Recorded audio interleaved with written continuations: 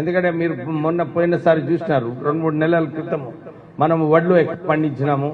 మనకు ఒక్కటేసారి 25% ఎక్కువ పంట రావడం జరిగింది. అప్పుడు గోడౌన్లు తీసుకురావడము, హమాలీస్ తీసుకురావడం అందరికి ఇబ్బంది అయింది. కానీ లాస్ట్లో రాష్ట్ర ప్రభుత్వం మీకు ఏదైతే భరోసా ఇచ్చిందో ఆఖరి గింజ వరకు తీసుకుందామని చెప్పి తీసుకోవడం జరిగింది. సో మనకు స్టాక్ ఉన్నది. ఇప్పుడు దేశవ్యాప్తంగా అన్ని చోట్ల స్టాక్ ఉన్నది. ఈ ఇల్నేనో రావడం వల్ల ఈసారి పంటలు వడ్లు కూడా తక్కువ అవుతాయి. కానీ మన దేశానికి దోకా లేదు. మనకి ఎక్కడి నుంచో ఏదైతే స్టాక్ లెవెల్ ఉందో అది వస్తుంది. కానీ మనం ఏం చేయాలి? రైతులుగా మనకు ఇలాంటి పరిస్థితులు వచ్చినప్పుడు చలో మనం ఇప్పుడే చాలా డీటెయిల్గా చెప్పినారు అగ్రికల్చరల్ ఆఫీసర్ ఏమేం పంటలు వేసుకోవచ్చు అని చెప్పి, ఈ జూలై నెలలో ఏం వేసుకోవచ్చు, ఆగస్ట్ నెలలో ఏం వేసుకోవచ్చు అని చెప్పి వారు చెప్పడం జరిగింది. మళ్ళొకసారి మేము పోయిన తర్వాత మీరు అగ్రికల్చర్ ఆఫీసర్ నువ్వు కరెక్ట్గా వెల్ఫేర్ ఆఫీసర్ అందరికీ మంచిగా ఎక్స్ప్లెయిన్ చేయి.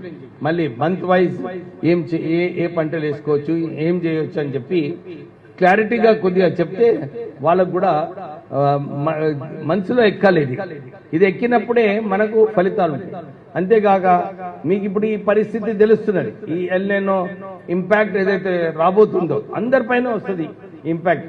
మొన్ననే మనకు ఈ ఇరాన్ వార్ వలన పెట్రోల్ డీజిల్ ధరలు పెరిగినాయి. మన అవసరమైన వస్తువులు ప్రైసెస్ అన్ని కూడా పెరగడం జరిగింది.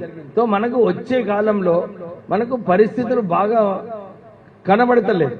మనం అది ఊహించుకోవాలి. ఇలాంటి పరిస్థితులలో మనము సరిదిద్దుకోవాలనో మనమే ఆలోచించుకొని మనం చేయాలి. సో నిన్న రాష్ట్ర ప్రభుత్వంలో మేము క్యాబినెట్ లో మాట్లాడినప్పుడు ఇదే చర్చించడం జరిగింది.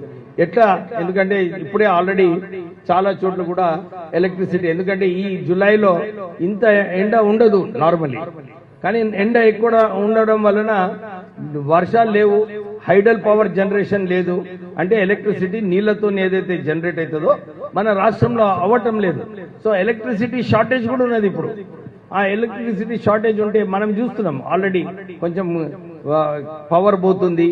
సో మీరు అందరు కూడా కొంచెం సహకరించాలి, దీన్ని మీరు సహించాలి. ఎందుకంటే ఇలాంటి పరిస్థితులు ప్రపంచంలో అన్ని చోట్ల కూడా ఇదే పరిస్థితి ఉంది. సో ఇలాంటి పరిస్థితులు ఉన్నప్పుడు చాలా మనకు కొంచెం కరెంట్ అవస్థ ఉంటుంది, కొంచెం అడ్జస్ట్ చేసుకోవాలి. ఇప్పుడే కలెక్టర్ గారు అన్నారు టాప్ ప్రయారిటీ రాష్ట్ర ప్రభుత్వానికి మంచినీటి ప్రయారిటీ. సో మీరు మాకు కొంచెం నీళ్లున్నాయి, ప్రతిపక్షాలు వచ్చి చెప్తారు, వాళ్ళు వారి రాజకీయం కోసం వాళ్ళు వచ్చి చెప్తారు, లేదు మల్లన్న సాగర్లో కొన్ని నీళ్లున్నాయి ఎందుకు వదిలిట్లేదు అని చెప్పి చెప్తారు. కానీ ప్రపంచంలోనే అన్ని చోట్ల కూడా వర్షాలు తక్కువైనప్పుడు ఫస్ట్ టాప్ ప్రయారిటీ ఏముంటుంది? మంచినీళ్ళు. మంచినీళ్ళే ఫస్ట్ ఇవ్వాలి. అందు గురించి ఇప్పుడే కలెక్టర్ గారు ఏం చెప్పినారంటే ఇంతకుముందు, సార్ మన దగ్గర మంచినీటి కోసము ప్రాబ్లం లేదు, ఈ 3 నెలలు కూడా మనము ఈ మంచినీటి కోసము సింగూరులో ఉన్న డెడ్ స్టోరేజ్ ఏదైతే ఉందో దాని ద్వారా మనము మంచినీటి కోసము మనము కార్యక్రమం తీసుకోవచ్చు. కానీ పంటల కోసము మాకు నీళ్లు వదలాలి అని చెప్పి కొన్ని చోట్ల ధర్నాలు చేస్తున్నారు ప్రతిపక్షాలు.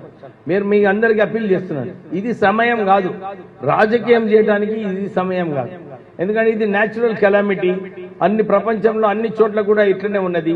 దీన్ని మనము కొంచెము అడ్జస్ట్ చేసుకొని ఇది ఆలోచించుకొని ఇది ఈ కష్టకాలంలో మనం కూడా మన ఇల్లుని సరిదిద్దుకుందామని చెప్పి ఆ ఆలోచనతో మీరందరూ కూడా ముందుకు వెళ్ళాలని చెప్పి మీ అందరితో కోరుతున్నాను.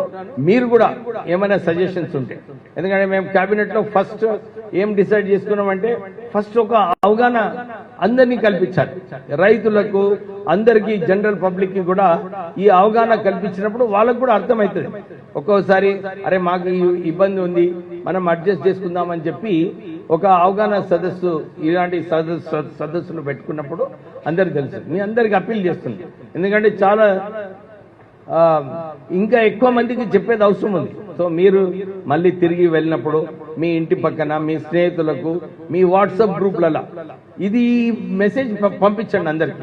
ఇలాంటి పరిస్థితులు రాబోతున్నాయి, మన అందరికీ కూడా ఇబ్బందికరమైన సమస్య వస్తాయి, మనం ఎదుర్కోవాలని చెప్పి మీరు ఈ అవగాహన అందరికీ కూడా చేస్తే బాగుంటుంది. వాళ్ళు కూడా అర్థం చేసుకొని సరే మనకు ఇలాంటి సమయంలో, ఎందుకంటే మనకు ఎప్పుడన్నా ఇబ్బంది ఉన్నప్పుడు మనం అడ్జస్ట్ చేసుకుంటాం కదా, మన ఇంట్లో చేసుకుంటామా లేదమ్మా? సో ఇప్పుడు సమయం ఏమొచ్చింది, అడ్జస్ట్ చేసుకునే సమయం వచ్చింది. ఒప్పుకుంటారా లేదా? అందరికి అర్థమైంది కదా. ఏమన్నా అర్థం కాకుంటే మనము కొద్దిగా మళ్ళీ ఒకసారి, ఇప్పుడు మళ్ళీ ఆఫీసర్లు మాట్లాడుతారు. సో 2-3 విషయాలు మళ్ళీ నేను చెప్తా. ఈ ఎల్ నీనో వలన మనకు వర్షాలు తక్కువ వస్తున్నాయి. ఈ వచ్చే 3 నెలల్లో కూడా వర్షాలు తక్కువ ఉంటాయి. నీళ్లు తక్కువ ఉన్నప్పుడు ఏం చేయాలి మనము? వడ్లు ఏదైతే పంటకు ఎక్కువ నీళ్ళు అవసరం ఉంటుందో అది మనం వేయొద్దు. వేస్తే మనకే నష్టం అవుతుంది. రేపు మళ్ళా మీరే అంటారు, అరే మాకు మొదలు ఎందుకు చెప్పలేదు, ప్రభుత్వం చెప్పాలి కదా, ప్రభుత్వం బాధ్యత కదా అని చెప్పి మీరు అనుకుంటారు. సో మేము ఇప్పుడే చెప్తున్నాం, ఎక్కడైతే నీళ్ళు అవసరమో ఆ పంటలు వేయొద్దు, ప్రత్యేకంగా వడ్లు వేయొద్దు. ఎందుకంటే వడ్లకే ఎక్కువ నీళ్ళు అవసరం ఉంటుంది. మీరు ఏదైతే వేరే క్రాప్స్ ఉన్నాయి, ఇప్పుడు red gram, black gram, cotton, ఇవన్నీ కూడా వేసుకునే అవకాశం ఉంది. సో వారు మీకు ఇప్పుడు చెప్తారు.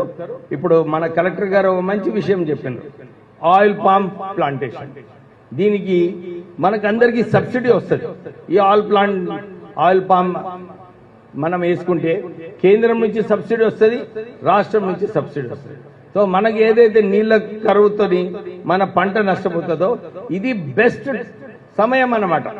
మనము ఈ క్రాప్ డైవర్సిఫికేషన్ చేసి ఆయిల్ పామ్ పెడితే మనకు సబ్సిడీ వస్తుంది. సో రైతుకు నష్టం లేదు. 4 సంవత్సరాల తర్వాత రెగ్యులర్ ఇన్కమ్ వస్తుంది, డబుల్ ద ఇన్కమ్ వస్తుంది మీ అందరికీ కూడా. సో మీరు ఇది దృష్టిలో పెట్టుకోండి.